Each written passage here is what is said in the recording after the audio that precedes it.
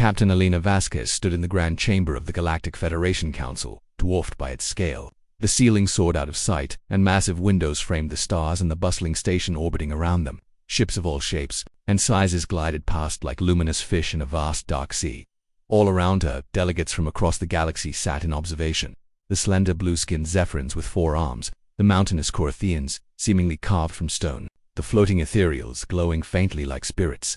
Every representative watched her with alien eyes, but the feeling they projected was the same: doubt. Captain Vasquez, said High Counselor CCA Zephyron, whose voice echoed like wind in metal pipes. The Federation Council has assigned humanity its first mission. Elena kept her face composed, though her heart raced. Earth had waited 5 years for this moment. After endless appeals, the Federation had finally accepted them, claiming they could contribute to galactic peace. She had dreamed of commanding a Federation warship, of fighting alongside the great fleets she had only seen in newsfeeds. "We are honored," High Counselor Elena said, bowing just enough to show respect but not submission. XAK made a sound, perhaps laughter, but mocking in tone. Others whispered. She caught phrases in trade common: primitives, barely spaceworthy. Then, a Korean delegate rumbled in. "Your kind is new to space travel. There are many dangers. We are giving you a vessel to keep you safe." The word safe stung, like they were handing a child a toy ship. "Thank you for your wisdom," Elena replied, the bitterness barely masked. An ethereal shimmered forward, its presence echoing in her mind. "The vessel GFS Resilience awaits you at Dock 94. Your crew is aboard." Elena turned to leave, but XHA spoke once more. "Your task, transport supplies. Simple work, safe work, suitable for human capability." Her face flushed, but she responded evenly. "We will serve with distinction, High Counselor." As she walked through the station's corridors lined with species and shops unlike anything on Earth, she couldn't help but feel humiliated. This was not what she'd trained 15 years for. She passed young Zephyrons watching halas of great space battle streams she shared when she reached Dock 94. It was nearly invisible, the signs small, the area deserted. Inside, the GFS Resilience awaited, not sleek, not powerful. It looked like scrap welded together and launched into orbit. Rust, patches, barely functional struts. The engines looked like they came off an old freighter. She climbed aboard, greeted by bare walls, flickering lights, exposed wires, and the scent of oil and disappointment. "Captain," called a voice from deeper in the ship. She found her crew in a cramped, worn-out control room.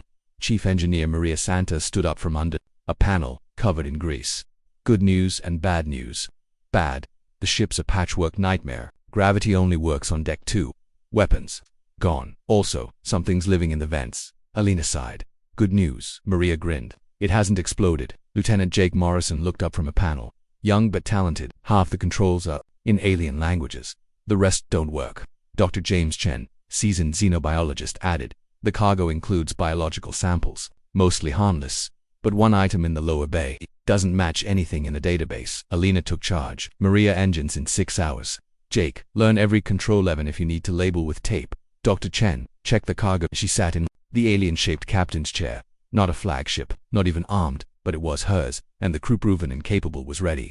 "All right," she said. "Let's prove the Federation wrong. One cargo run at a time." 3 days later, the GFS Resilience glided slowly through space. The lights still flickered, the hull groaned, but Maria's fixes held. They were nearing Kepler for 4 to be 6 hours out. Jake reported. Elena nodded. He had adapted fast. Dr. Chen reviewed the cargo, mostly standard research materials. One anomaly remains unidentified, but it's stable. Captain Maria said overcomes, still getting power spikes from the lower cargo bay.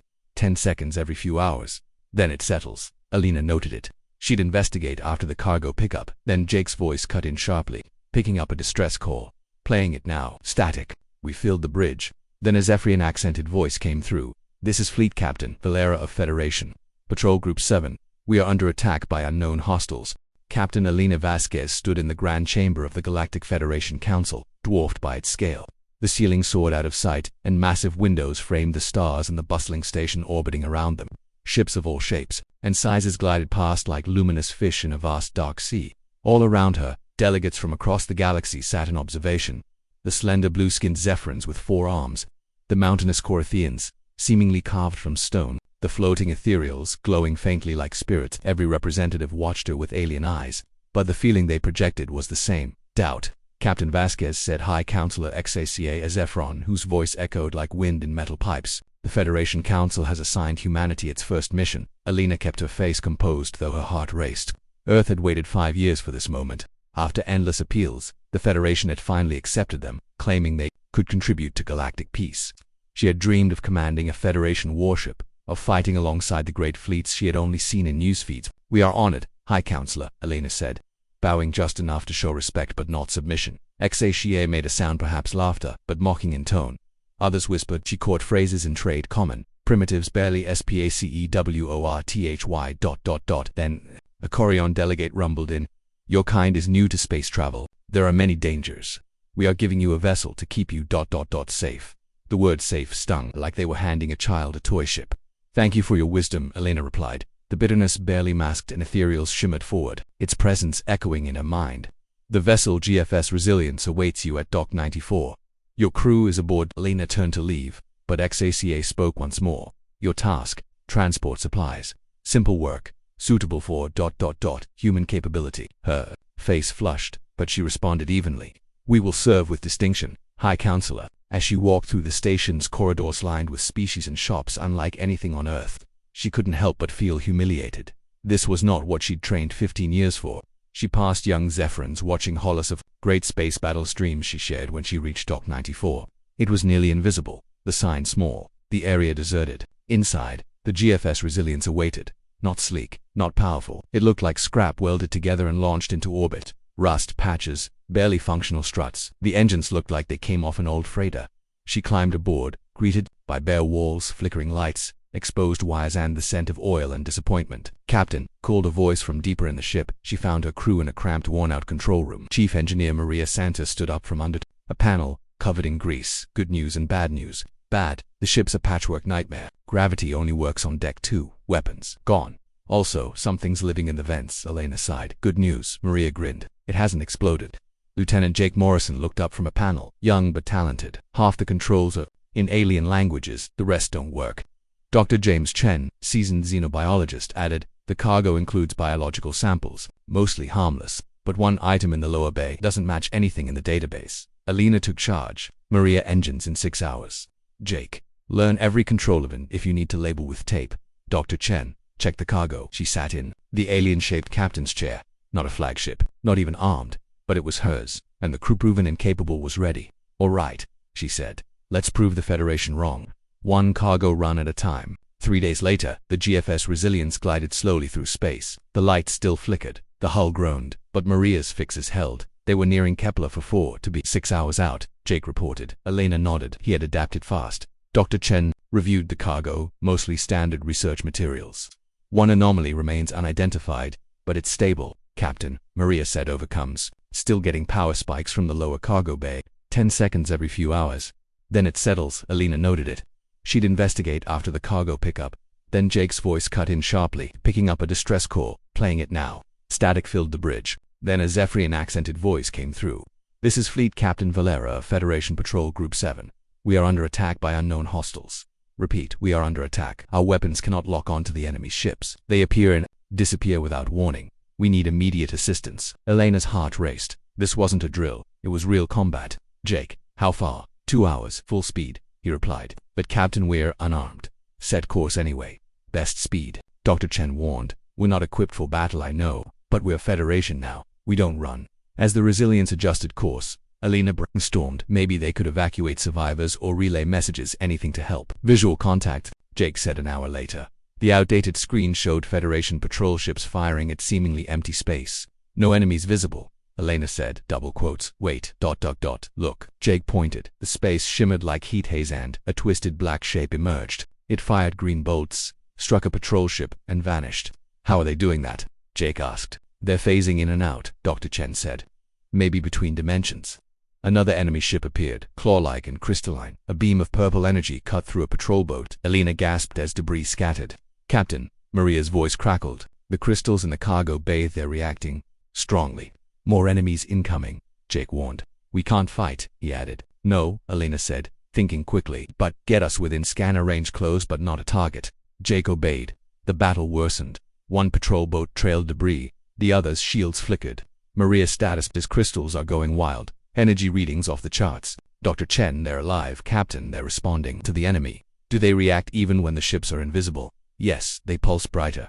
They can sense them." "Jake, can we tie our sensors to the power grid?" "We can, but it'll Overload. Do it carefully. Boost everything. You're serious? Yes. Those crystals might help us track the enemy. Jake diverted power. Lights dimmed. Systems strained. Double quotes 150%. Pop 200%. 250%. I can't go higher. Then ghostly signals appeared on the scanner. Jake.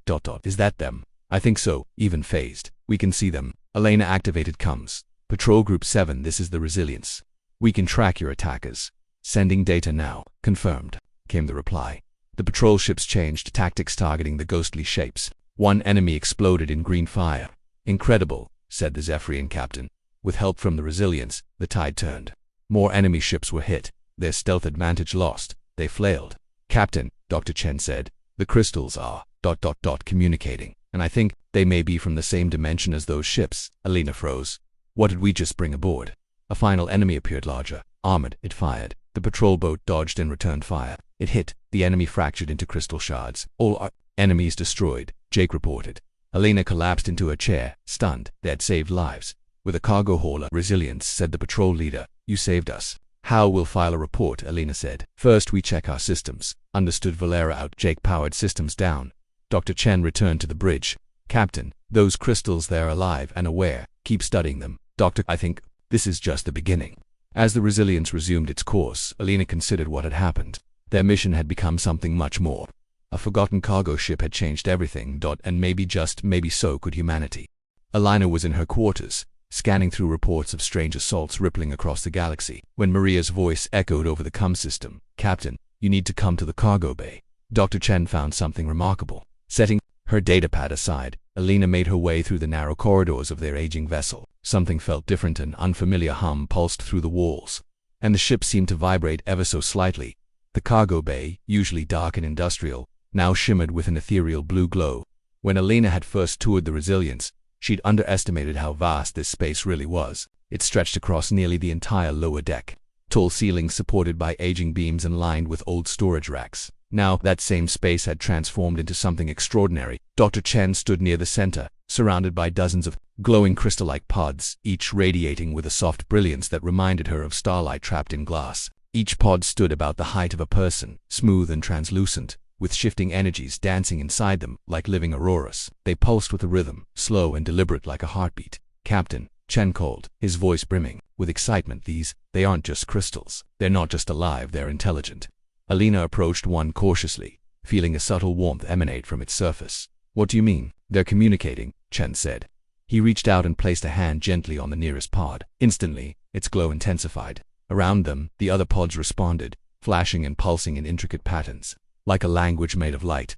They react to human contact, he continued. But it's more than that. They respond to emotions. When I'm calm, they stay soft and steady. When I'm anxious, they react faster, brighter. It's like they're reading me. Maria joined them, scanning with a handheld device. Captain, the energy levels in here are staggering. These pods are producing more power than our main reactor, but it's not harmful. It's like they're pulling energy from somewhere else, channeling it through the ship. Elena stared at the pods, tightening her chest. What exactly are they, Dr. Chen? Chen glanced at his readings, then back at the crystals. I believe they're refugees. Beings from another dimension. Something happened, something catastrophic, and they became trapped in these crystalline forms. And now I think they've been waiting for someone who can help. Someone like us, Elena asked. Humans, Chen confirmed. I've studied galactic biology for decades. Most Federation species follow highly structured mental patterns. Zephyrins logic and order, Quothians honor and tradition, ethereals balance and harmony. But humans, we're unpredictable, creative, chaotic. That might be exactly what these entities need. Elena paced slowly between the pods, absorbing the implications. Why would that matter? Because we adapt, Chen said. Where others see failure, we see possibilities. We connect ideas no one else would dare to. We don't run from the impossible, we dive into it. Maria interrupted, eyes fixed on her scanner. Captain, I'm detecting something else. There's a neural pattern in their energy. It's like they're trying to sync with our brainwaves. A strange tingling crept through Elena's mind like a whisper in a language she almost understood. Are they safe to touch? She asked. I've been in contact for days, Chen said. No side effects. If anything, I feel clearer. Sharper, I think. They're trying to bond with us. Elena extended her hand, gently pressing her palm to a pod's surface. The response was instant, her mind filled with vivid images, floating cities forged from crystal, beings of pure energy weaving between layers of space and time, and then, something else, a vast darkness, a hunger that consumed everything in its path. Captain, Maria called. What's happening? Alina realized she was on her knees, still connected to the pod. The visions grew more intense. She saw fleets of shadowed enemy ships, spanning dimensions, obliterating entire worlds.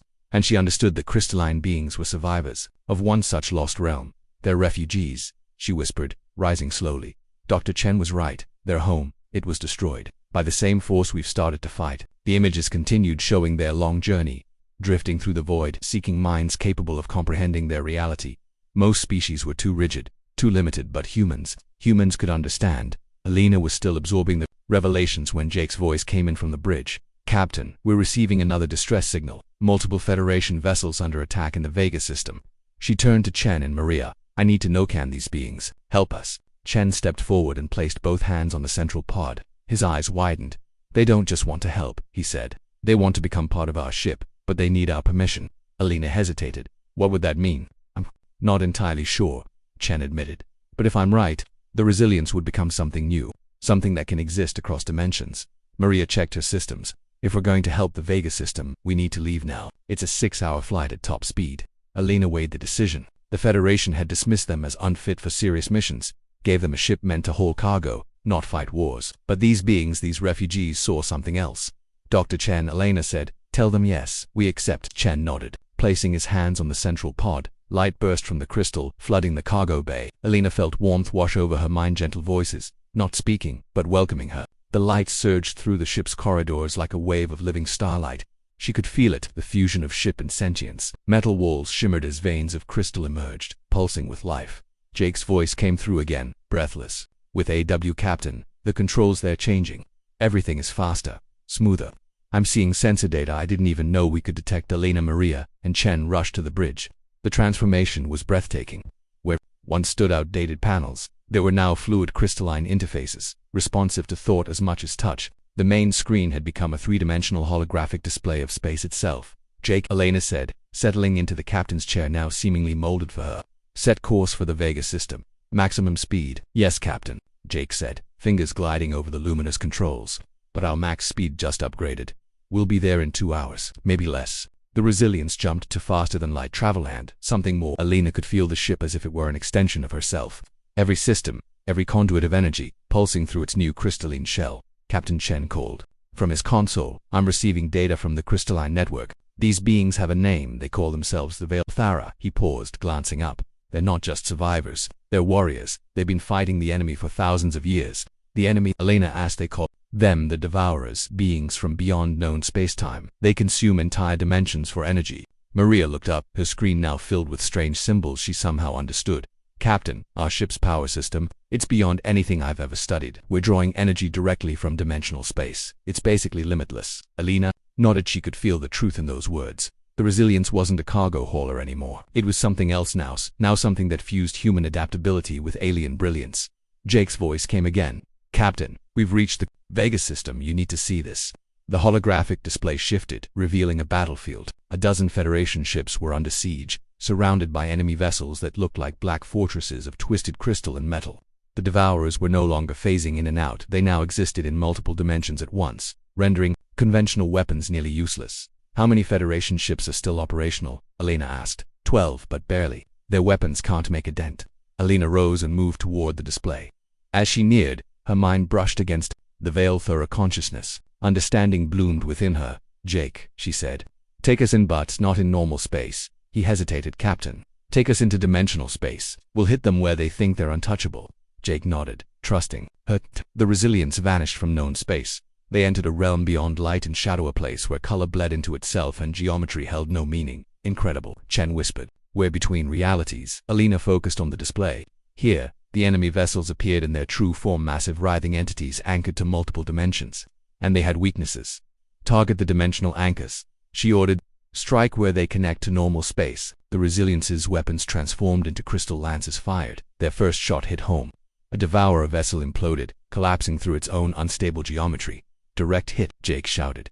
One by one, the resilience began dismantling. The enemy fleet, unseen and untouchable from normal space. Federation ships reported their attackers faltering and fleeing, unable to defend against what they could not perceive. But as the tide turned, Elena's stomach tightened. This wasn't a random strike, it was reconnaissance. A test. Dr. Chen, she said, ask the Veil, how many enemy fleets are out there? Chen reached out to the crystal panel. His expression darkened. Captain, it's not just one. There are hundreds, maybe thousands. The Devourers are preparing for a full-scale invasion. The weight of it settled on Alina like gravity. They had been given the weakest ship Becca. As they settled into the docking bay, Alina noticed crowds of Federation personnel watching from the observation decks. News crews from a dozen species had gathered to glimpse the mysterious human vessel. Captain Jake said, "Federation Command is hailing us. High Counselor CCA wants to meet immediately." Alina rose, adjusting her uniform. Dr. Chen, bring portable scanners to demonstrate the Veilthar readings. Maria, gather data on our upgraded power systems. Jake, you're with me. As they moved through the station toward the council chamber, Alina felt dozens of eyes on them, some curious, others fearful. A few Zephyrian officers stepped aside, wary of the humans. The council chamber was the same grand hall where Alina had once accepted her modest assignment. Now she walked in as the commander of the most powerful ship in the fleet. High Counselor XIA sat in his elevated chair, his expression unchanged since that first meeting. Stern, skeptical. "Captain Vasquez," he began, his voice echoing. "We've received ... curious reports."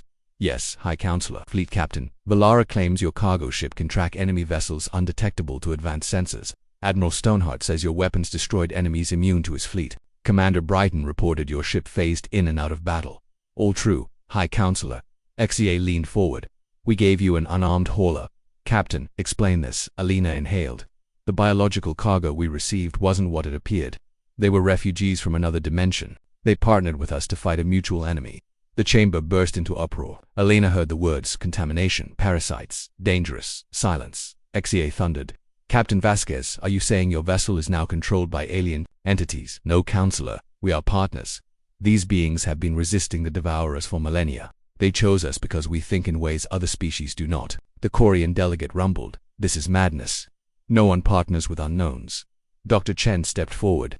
"These aren't unknowns. They are the Veilthara, last survivors of a destroyed dimension, drifting for eons, searching for minds like ours." An ethereal delegate asked, "Why humans over more advanced species?" Alina felt the Veilthara's presence guiding her. "Because other species are structured, logical, predictable, but humans are adaptive, chaotic. That's exactly what we need to combat. Threats that defy our reality." "You suggest humanity's chaos is a virtue?" ECA asked, almost amused. "I'm suggesting our diversity of thought is a weapon. The Veilthara survived because they think differently, and now they've found allies who can do the same." Maria activated a holoprojector displaying live energy readouts. "These are real. We're drawing energy from dimensional space. Our weapons strike across multiple realities. Our sensors see what others can't." The chamber fell silent. Dr. Chen added, "This is no random threat. The Devourers are probing defenses, preparing this as an invasion." A Zephyrian officer asked, "How many ships?" Chen projected a star map filled with thousands of red markers. "At least 50,000. Maybe more." The room exploded in panic.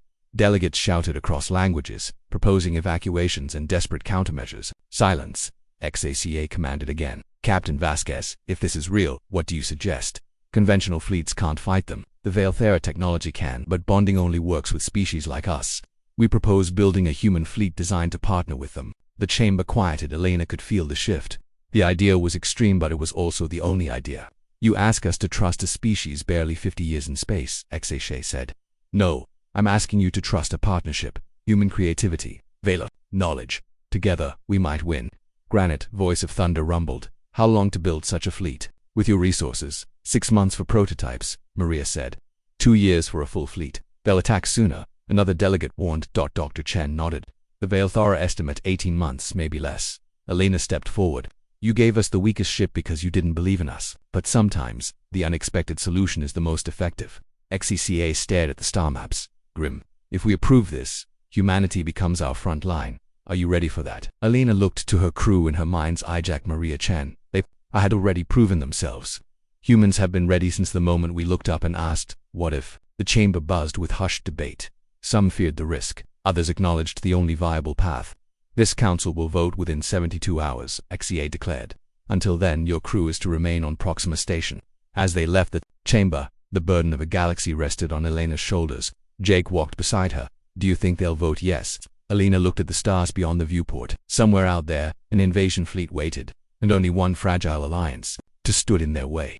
"I don't know," she said. "But if they don't, we'll protect the galaxy ourselves, because the Devourers are coming and we're the only ones who can stop them." Back aboard the Resilience, Alina felt the Veilthara consciousness welcome her. They hadn't chosen humanity for strength or intellect. They chose them because humanity could adapt. And now, the most underestimated ship in the fleet was ready for whatever came next. About to Captain, Dr. Chen reported. The Devourer fleet has entered our dimensional detection range. They're moving faster than expected. Initial contact in 30 minutes. Alina settled into her command chair. The crystal-infused systems around her responded like an extension of her body. All ships, she said, begin the consciousness merge. Let's show the Devourers what happens when Velthara and humans fight as one. The transformation began. Elena's awareness expanded, connecting with every captain, engineer, pilot, and scientist in the fleet. But it wasn't just human minds. Merging thousands of Velthara refugees joined too. Ancient consciousnesses fusing with human creativity. Knowledge flooded Elena's thoughts. She understood dimensional space, its folds, curvatures, and impossible layers. She saw crystal cities long gone, and the desperate Velthara exodus. Her body sat on the Resilience's bridge, but she existed simultaneously across 12 ships and realities. Contact, Jake said. His voice came from everywhere. The Devourers emerged. 115,000 ships, each the size of a moon, each spanning 7 dimensions, consuming energy as they moved. Alina saw them for what they truly were, not a fleet, but a hive. Organism, coordinated and singular. Target their dimensional anchors, Alina ordered. Don't strike ships over the hive's core connections. The merged human Velthara fleet glided like ghosts through layers of space. Their weapons, powered by dimensional energy, struck unseen nodes of coherence. The hive mind flinched. Devourer ships drifted, disoriented. Others turned on one another. They had never encountered an enemy like this, unpredictable, adaptive, chaotic. They're trying to shatter our unity, Chen warned. Psychic waves surged, despair, isolation, confusion, but human minds, born in chaos, adapted. What would have crushed other species only deepened the bond. Press the attack, Alina cried. Again and again the fleet struck. The Devourers faltered. But then, the largest enemy vessel, the Hardship, began pulsing. Space twisted around it. Alina felt Velthara memory scream. That ship was the enemy's core, its brain. If it fired, entire clusters of existence could vanish. All ships, Alina ordered, concentrate fire on the Hardship. Now the fleet obeyed, but it wasn't enough. The Hardship's defenses were too dense, its armor too anchored in multidimensional space. I have an idea, Maria's voice said into the collective mind, but it means sacrificing the fleet. The plan unfolded. Merge entirely with the Hardship, let human chaos infect it from within. But it meant no escape. Alina thought of Earth's children, Zephyria's ancient towers, Chen's grandchildren, of the Velthara who had waited eons. Do it. The 13 ships surged toward the Hardship, merging realities. Alina felt it swimming through crystallized hatred, walking on devoured cities.